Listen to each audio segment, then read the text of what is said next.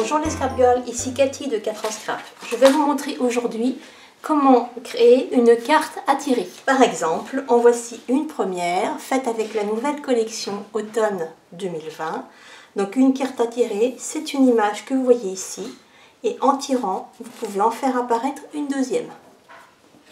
Autre exemple, avec celle-là, une première scénette laisse la place à une deuxième.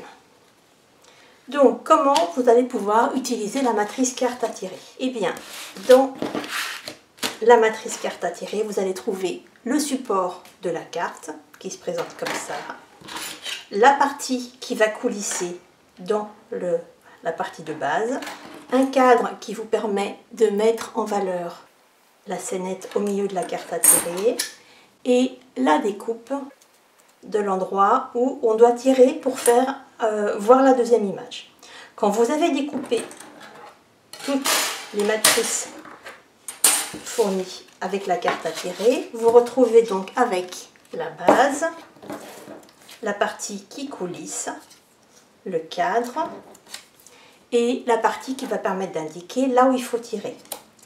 Je vous recommande de découper en plus un rectangle que vous allez venir coller à l'arrière ici pour renforcer la partie qui va coulisser sur laquelle on tire. Donc cette partie là qui a été doublée, ce qui permet qu'elle soit un peu plus facile à manipuler que si vous ne la faites qu'avec uniquement la partie d'origine. Alors avant d'assembler la carte, de la monter, il va falloir tamponner. Tamponner sur la partie de base qui va être la première image qu'on trouve quand on voit la carte fermée, et puis la partie qui coulisse, qui va être donc la deuxième image qu'on voit quand on fait coulisser.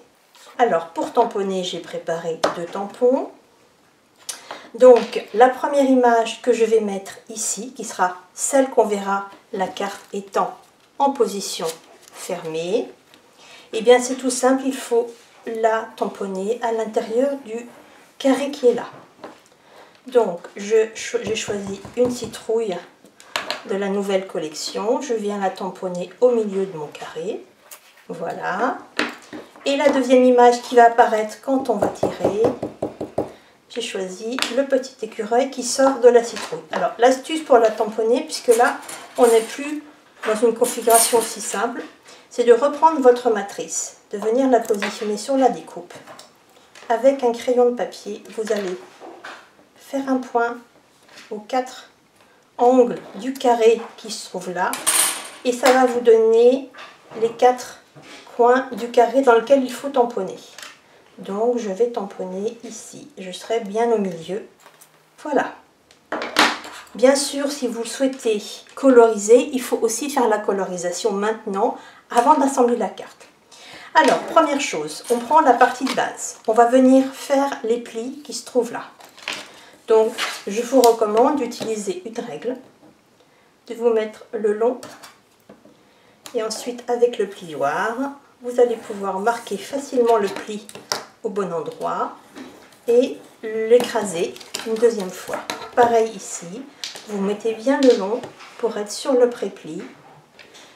On soulève un petit peu et avec le plioir, on peut bien faire le pli le long. Alors ces 2 premiers plis sont à coller. Donc pour cela, je vais utiliser du double face, ce qui est le plus efficace quand on fait des cartes spéciales, des cartes interactives ou bien des boîtes. C'est beaucoup plus solide qu'avec de la colle liquide. Donc je viens en mettre sur mes 2 languettes. Attention, il ne faut pas que le scotch dépasse de cette partie-là. Cette carte-là, si vous avez du scotch qui dépasse, elle risque de ne plus se tirer normalement. Donc il va falloir faire en sorte que le scotch reste bien sous la petite languette que vous allez coller. Voilà, je vérifie qu'il n'y a plus rien. Et là, je vais venir, voilà, ici et tout là, il ne faut pas qu'il y ait de scotch. On fait la même chose de l'autre côté.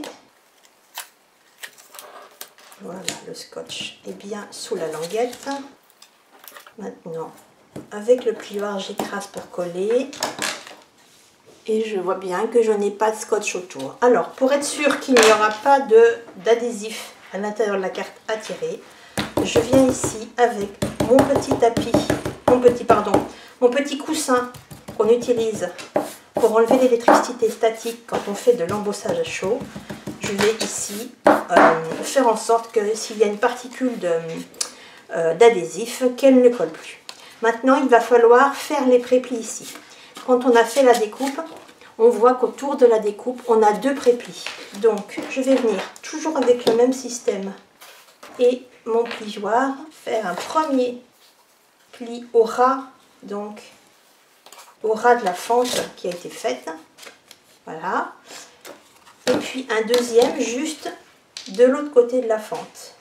Donc, l'usage de la règle et du plioir est très agréable et très pratique pour faire ceci.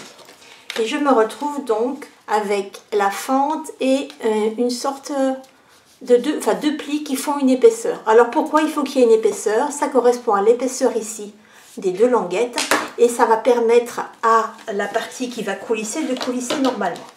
Maintenant que là c'est fait, je vais venir prendre la deuxième image, l'intérieur qui coulisse, je le passe dans ceci et on va se retrouver, voyez, avec cette partie-là qui va coulisser entre les 2 parties un peu plus épaisses. Maintenant qu'elle est bien positionnée, donc je vais venir la mettre, voyez, à peu près au maximum. Et les languettes qui sont là, je vais devoir les faire passer à l'intérieur des autres. Donc pour ça, je pousse avec mon doigt doucement la languette qui est là, voilà, et on la voit qui passe ici.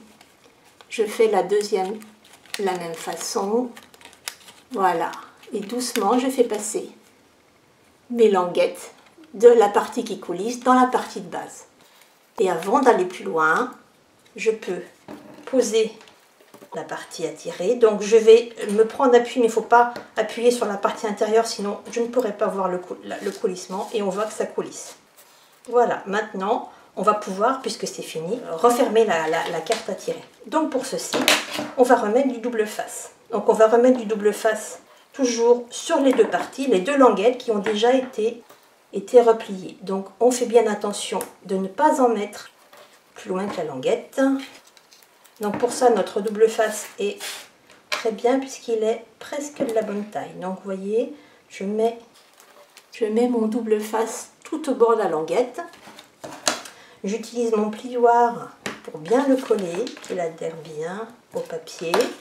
Je vais enlever la partie qui le protège. Je vais bien faire en sorte qu'il ne dépasse pas à l'extérieur. Ben oui, parce que ça ne serait pas joli. Ni à l'intérieur. Voilà. Je fais la même chose sur la deuxième languette. Donc, comme de l'autre côté, je fais en sorte qu'il n'y ait pas de scotch qui dépasse de la carte, ni de la languette. Voilà. J'ai donc le double face sur mes 2 languettes. J'ai l'intérieur qui est là.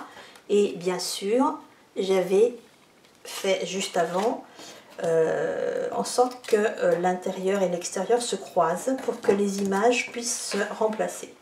Maintenant, il ne me reste plus qu'à refermer. Et maintenant, quand on tire, on voit. Voilà.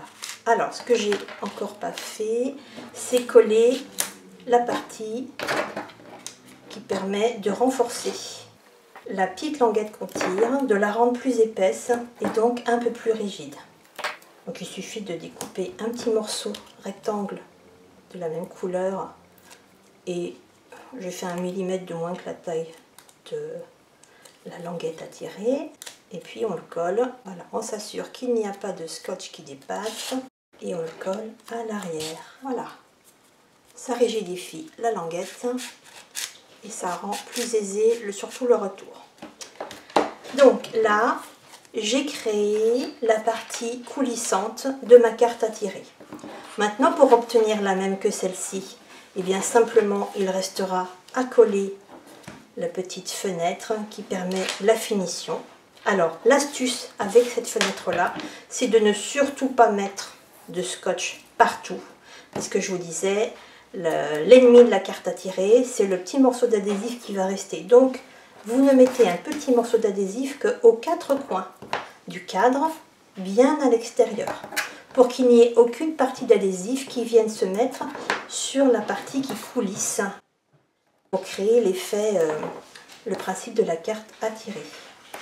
Voilà, donc je mets 4 petits morceaux. Je vais écraser avec mon plioir, c'est ce qui est le plus facile pour enlever la petite protection. Je viens ici faire en sorte qu'il n'y ait pas d'adhésif qui déborde, bien sûr. Et du coup, je n'ai pas d'adhésif sur la partie intérieure de mon cadre qui pourrait empêcher la carte de coulisser. Quand c'est fait, eh bien, je peux ici me positionner par rapport à mon image. Et là, je peux coller la partie décorative. Voilà. Et en dernier, nous avons la petite flèche qui indique à la personne qui va recevoir la carte à tirer qu'il y a quelque chose à découvrir. Donc pour ça, toujours pareil, un peu de double face sur les 2 parties. Un petit peu de plioir pour écraser et bien faire adhérer l'adhésif sur le papier. Donc on ne se trompe pas de sens, hein, ça va être la flèche du côté du dessus. Donc je viens mettre ma languette bien au milieu. Voilà, je colle. Voilà ce qui permet de faire la finition. Et donc à faire apparaître une image après l'autre. Donc comme vous avez vu sur les exemples, j'ai utilisé d'autres couleurs que le blanc en fonction de ce que j'ai mis comme dessin ou comme colorisation pour la partie du cadre qui finit la décoration et le bout de la languette. Voilà, et bien écoutez, je vous ai expliqué comment utiliser nos nouvelles matrices cartes à tirer pour faire de jolies cartes interactives où vous faites apparaître une image puis une autre. J'espère que cette petite vidéo vous a plu, je vous souhaite un bon scrap, au revoir.